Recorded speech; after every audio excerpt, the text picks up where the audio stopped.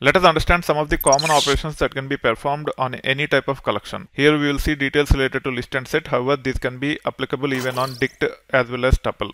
In can be used to check if element exists in a collection. Len, which stands for length, can be used to get the number of elements from a collection.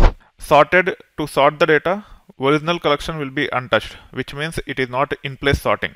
Typically, we assign the result of sorted to a new collection. Sum, min, max, etc. to perform arithmetic operations. There can be more such functions. Let's create a list by name L like this. Then you can say 1 in L. As 1 is part of this list, it will return true. As 5 is not part of this list, when I say 5 in L, it will return false. You can get the number of elements that are there as part of this list by using len of L like this, which will return 4. Let's create the list with reverse elements. In this case, L have 4, 3, 2, 1. We can even display the results before sorting the data. You can see that it has 4, 3, 2, 1 in it. Now, if I say sorted of L, it will just return the sorted collection. However, if we try to print L here, L will be untouched. It still have 4, 3, 2, 1 only. Now, I can say sum of L to get sum of all the elements. Min of L, which will be 1 here.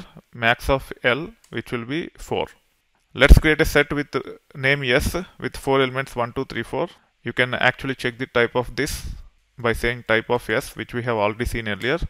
It is of type set, and we can say 1 in S, which will return true because there is 1 in our set S. 5 in S will return false. Len can be used to get number of elements from the set, which is nothing but 4. Let us create this set with reverse elements 4, 3, 2, 1. When it comes to results in set, the data might not be in the same order in which the data is assigned to set. In this case, the order is reverse. However, it have sorted this data automatically. But it doesn't mean that the data will be sorted always like this. Now, if I say sorted of yes, it will ensure that data is sorted. You can see the results 1, 2, 3, 4.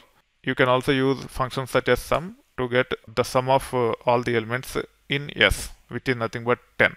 This is how you can perform some of the common operations that are available on top of collections, especially on list and set.